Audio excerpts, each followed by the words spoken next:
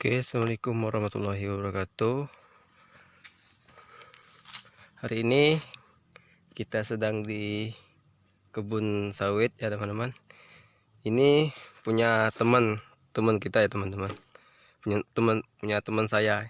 Ini saya ingin berbagi informasi kepada teman-teman masalah sawit yang keadaannya seperti ini ya teman-teman. Di sini ada 3 faktor yang menyebabkan sawit kita daunnya menguning ya teman-teman.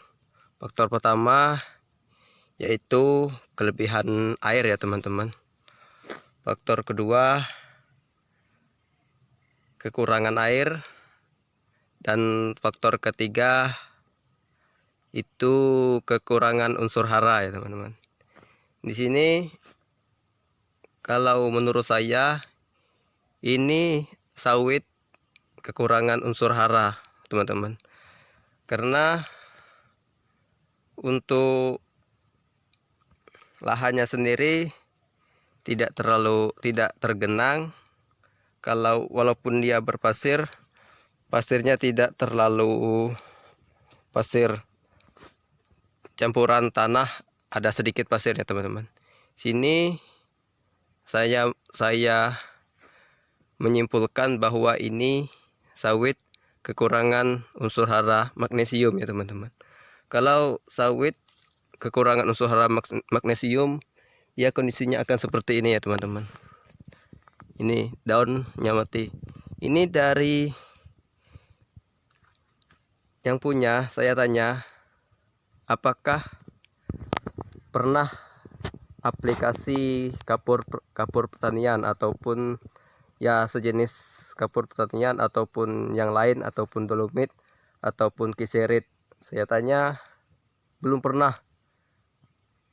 Dari awal tanam sampai sekarang mungkin umurnya hampir lebih 10 tahun ini teman-teman.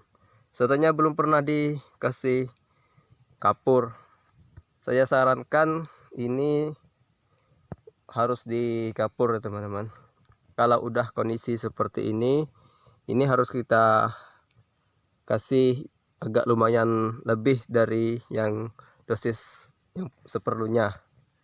Biasanya kalau dosis normal, daunnya hijau, kita kasih 1 kilo untuk sekali aplikasi udah lumayan bagus.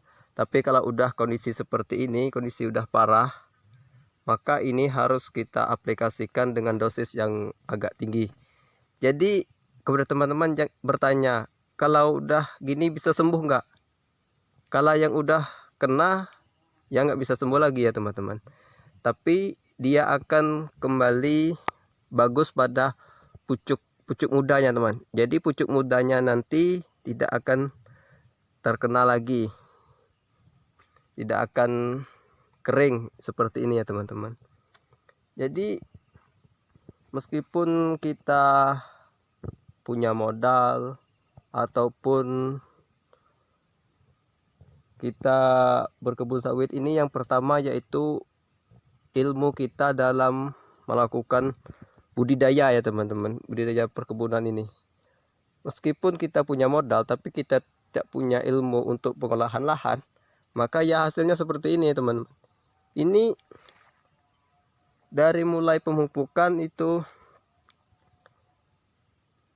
3 unsur hara ataupun semua jenis diaduk jadi satu, terus aplikasi secara langsung.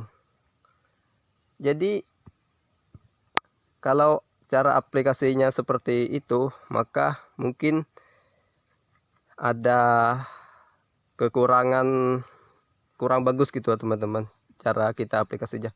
Apabila seperti Posca, ZA, SP36, urea kita aduk jadi satu, maka itu teknik pemupukan kita bisa kita bilang kurang baik ya teman-teman. Jadi kita harus tahu bagaimana teknik pemupukannya, apa-apa yang dibutuhkan oleh tanaman kita. Jadi dalam kita melakukan perawatan pada pohon sawit kita, jadi tidak sia-sia ya teman-teman.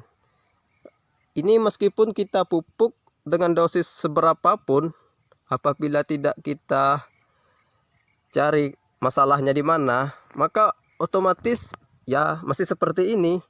Ini pemupukannya rutin ya teman-teman. Pemupukan rutin. Malahan dosisnya lumayan tinggi ini. Tapi itulah kendalanya. Akar masalah dari penyebab kuning ini tidak dicari. Hanya lakukan pemupukan, tapi unsur haranya yang kurang tidak pernah tercukupi. Nah, maka dari itu perlu kita ketahui ilmu kita dalam berbudidaya ya teman-teman. Budidaya kelapa sawit ataupun apapun apa yang ingin kita tanam, pelajari dulu.